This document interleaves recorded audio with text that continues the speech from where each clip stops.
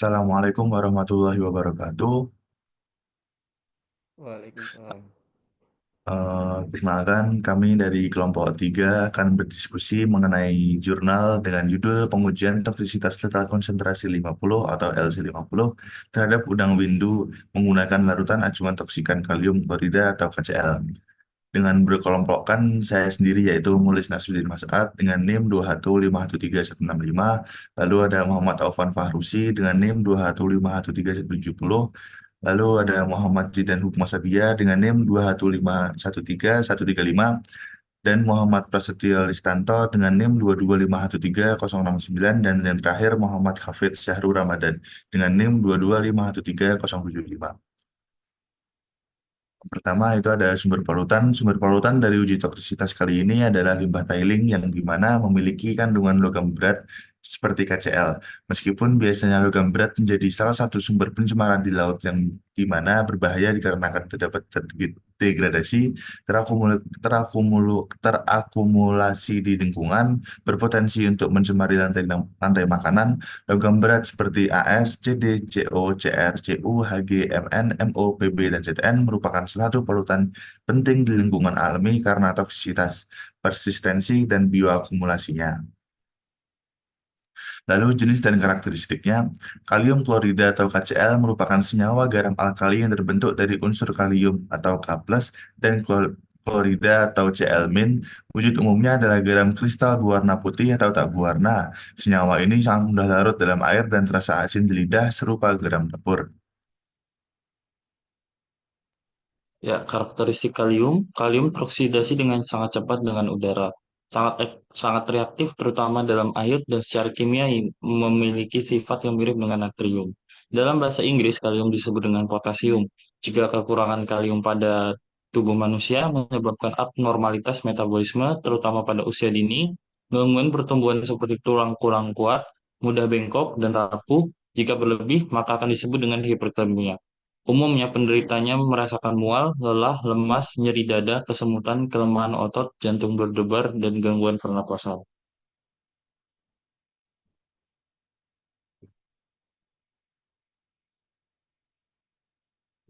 Kemudian karakteristik kolorida. Kolorida merupakan anion organik yang jumlahnya lebih banyak daripada anion-anion halogen lainnya. Klorida dapat larut dalam senyawa natrium klorida, klorida, dan kalsium klorida. Kelebihan klorida dalam tubuh dapat merusak ginjal, namun kekurangan klorida dalam tubuh juga dapat menurunkan tekanan osmotik cairan ekstraseluler yang menyebabkan meningkatnya suhu tubuh. Oleh karena itu, Kementerian Kesehatan menetapkan batas maksimum kadar ion klorida dalam air bersih adalah 600 miligram per liter.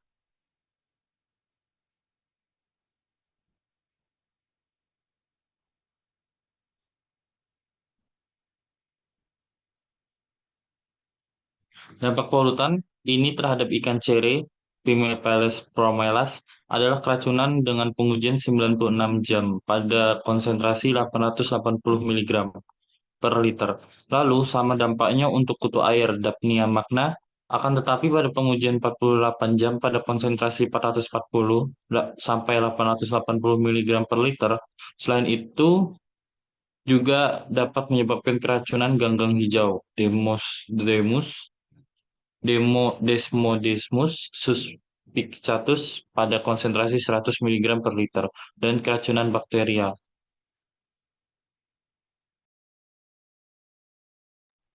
Selanjutnya ada dampak polutan kepada manusia, yaitu dampak akut dari limbah tailing yang mengandung KCl pada kesehatan manusia ataupun hewan dibedakan menjadi dua, yaitu dampak akut dan dampak kronis. Yang pertama itu ada dampak akut, yang dimana seperti gangguan pencernaan, dehidrasi, dan gangguan elektrolit. Sedang yang kedua ada dampak kronis, seperti gangguan ginjal, iritasi kulit dan mata, gangguan sistem saraf, dan kanker. Dampak di atas ini merupakan dampak akut dan dampak kronis pada manusia dan bisa juga terjadi pada hewan apabila hewan tersebut memakan dan meminum dari tumbuhan atau air yang terkontaminasi. Selanjutnya ada uji toksisitas, yaitu pada pengujian ini mengacu pada metode statik non renewal tes yang sesuai dengan US EPA 821 R02012 2002, di mana ketika pengujian berlangsung tidak dilakukan pembaruan larutan ataupun pembinaan hewan uji. Yang digunakan adalah larva udang windu yang 8 sampai 18 yang dipaparkan dalam wadah berisi 5 konsentrasi larutan KCl yang berbeda. Pengujian dilakukan dalam 3 kali pengulangan dan tiap wadah berisi 10 ekor hewan uji. Hewan uji diamati secara berulang pada 48 jam dan 96 jam. Hasil pengamatan pada uji toksisitas selama 90 jam menunjukkan waktu pemaparan yang semakin lama menyebabkan persentase kematian semakin tinggi. Hasil dari analisis menunjukkan bahwa konsentrasi LC50 dan KCl berkisar antara 0,23 sampai 0,474 mg per liter. Hasil uji variasi yang berjauhan dapat disebabkan oleh usia awal ujian 1 dan lainnya selisih 2 hari. Ketahanan udang yang lebih dewasa lebih kuat dibanding dengan pengujian yang awal. Dengan bervariasi nilai S50 tersebut, diketahui bahwa ketahanan masing-masing individu hewan bervariasi yang dimana jenis larva udang merupakan organisme yang sensitif terhadap lingkungan. Selanjutnya ada kesimpulan. Berdasarkan analisis data dapat disimpulkan bahwa konsentrasi LS50 larutan KCl yang diujikan terhadap udang windu berkisar 0,232 hingga 0,474 mg per liter. Variasi konsentrasi LC50 tersebut diakibatkan oleh sensitivitas masing-masing individu hewan uji. Pengaruh KCl terhadap udang dapat bervariasi tergantung pada salinitas air tempat mereka hidup. Dalam lingkungan air laut, penggunaan KCl dapat memiliki beberapa pengaruh osmoregulasi terhadap udang. Saya juga ingin menambahkan kesimpulan dari keseluruhan jurnal tersebut.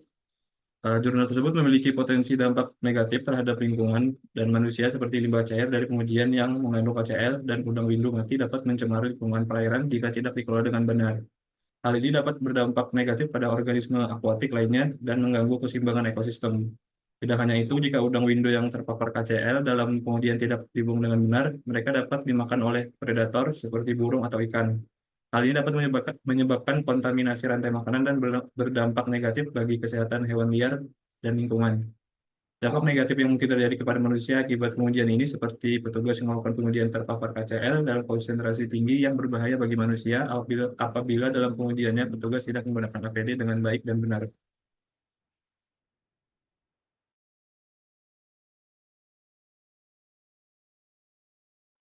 Dan ini merupakan daftar pustaka yang kami gunakan sebagai acuan dalam penyusunan presentasi hari ini. Mungkin cukup sekian presentasi dari kelompok kami. Apabila ada salah kata, mohon dimaafkan. Wassalamualaikum warahmatullahi wabarakatuh.